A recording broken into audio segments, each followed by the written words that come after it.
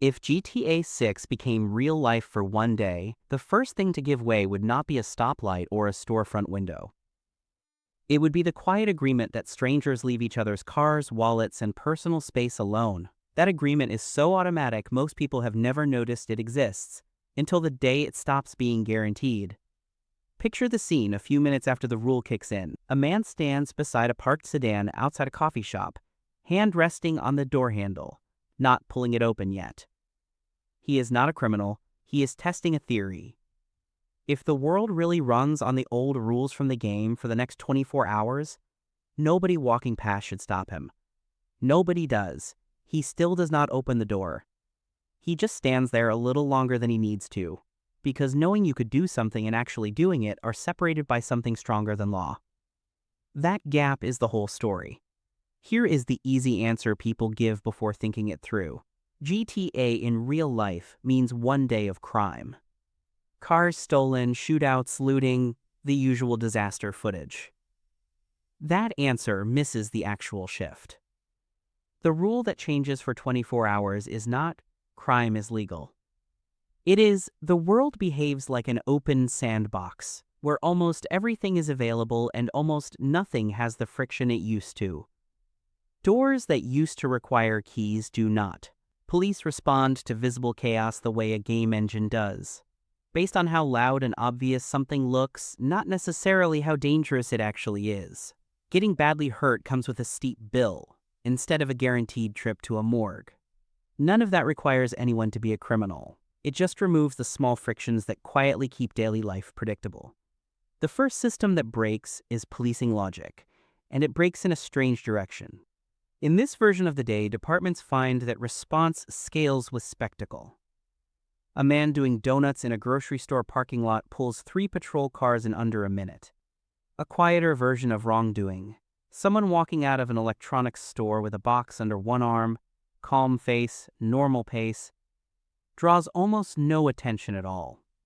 The loud, obvious stuff gets punished fast. The calm, controlled stuff slides through. Source needed for exact response patterns in a real scenario like this. But the underlying mechanic is simple. Attention follows drama, not actual risk. And for one day, the gap between those two things becomes very easy to see. Cars are the second domino. With ignition locks effectively meaningless for the day, anyone could, in theory, walk off with a vehicle parked in front of them. What actually happens is smaller and more human. Owners start leaving engines running outside gas stations on purpose, hoping someone takes the bait so they can file an insurance claim on a car they were already planning to sell anyway. Rental companies pull their fleets off the lot by mid-morning. Delivery drivers, who already treat double parking as a personal right, suddenly look like the most disciplined people on the road because their jobs depend on the car still being there when they come back out. Money behaves the way money always behaves when trust gets shaky. It goes quiet. Cash becomes something people want less of, not more, because a wallet is now a small, soft target. Card payments spike. Stores that have nothing rare or valuable still board up their front windows by lunchtime, not because anything happened to them, but because everyone else is doing it, and looking unprepared feels worse than the cost of plywood. That is the part almost nobody predicts going in. Most of the economic damage on a day like this would come from fear of the rule, not from the rule actually being used. Boarded windows on a street where nothing happened all day end up being the quietest joke of the whole event. Then there is the part of the game's logic people always bring up first and almost never think through all the way. Getting hurt costs money instead of costing your life. Hospitals on a day like this would not see a wave of funerals. They would see a wave of paperwork, bills generated for injuries that, under this scenario's rules, simply do not end anyone permanently. It sounds like a relief. It is not, entirely. Take away the worst possible outcome of a fight, a crash, or a fall, and you also take away the thing that makes most people avoid those situations in the first place. A plausible result is not mass recklessness, though. It is something stranger. A kind of nervous caution. Because nobody is fully sure the new rule works exactly the way they think it does. And, probably fine, has never been a comforting phrase to bet a body on. This is where the obvious version of the day quietly falls apart. Most people do not test the rule at all, not because they are virtuous, because the habits that make someone say good morning to a stranger, hold a door, wait their turn in line, were never really enforced by police in the first place. They were enforced by something closer to muscle memory, years of small, repeated social agreements nobody consciously chose to follow. Take away legal consequence for 24 hours, and you find out how much of daily order was never actually about the law. The man by the parked car never opens the door, not because an officer is watching, because some quieter, older rule is still running in the background, the one that has nothing to do with the game's rule set and everything to do with how people are built. The people who move fastest under the new rule are not criminals either. They are the ones who already think in systems. Delivery drivers who instantly understand which streets just became faster. Gig workers who realize today's risk premium means today's surge pricing. Hardware stores that sell out of padlocks by mid-afternoon to customers who were never actually at risk to begin with. The people who freeze are the ones whose whole sense of safety was built on assuming nobody nearby would ever test the boundary, because on most days, nobody does. Weapons are the part of the scenario people expect to dominate the day, and they do shift the math, just not in the direction most people picture. If firearms suddenly sit on shelves the way they do inside the game, with no waiting period and no friction, the immediate effect is not a wave of shootings. It is a spike in price and a run on body armor, because the people most interested in buying on day one are not the ones planning to use a gun. They are the ones who assume everyone else just bought one, and who would rather overpay for a vest than guess wrong about how the next 23 hours go. A plausible second effect follows close behind.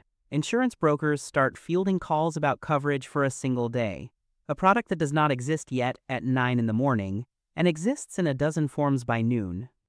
Phones do something unexpected too. Group chats fill up faster than news outlets can confirm anything, full of blurry videos, half-true rumors, and the specific kind of dark joke people reach for when they are nervous but not actually in danger. Someone screenshots a stranger calmly mowing their lawn at 10 in the morning, captioned like it is the most suspicious thing in the city, because normal behavior on a day like this reads as evidence of something, even when it is not. The unexpected consequence is that the day's biggest source of anxiety is not the handful of real incidents.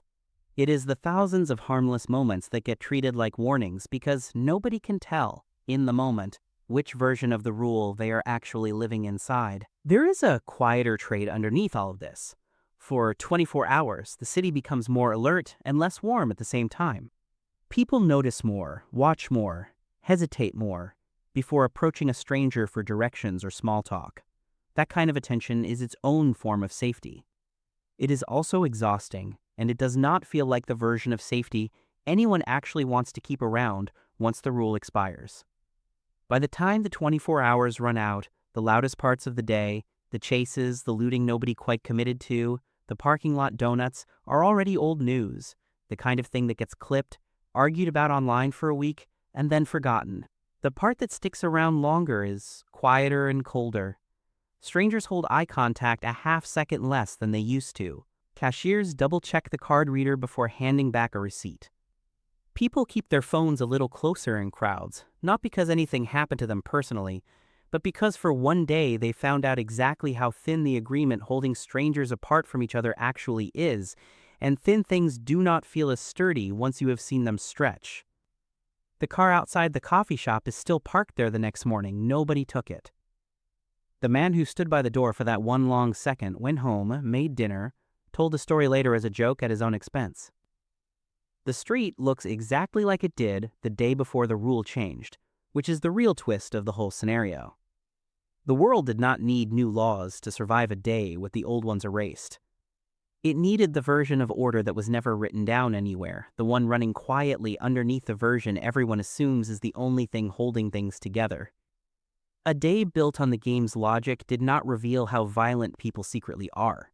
It revealed how much of ordinary life was already running on trust and nobody bothered to notice, right up until the day it had permission not to.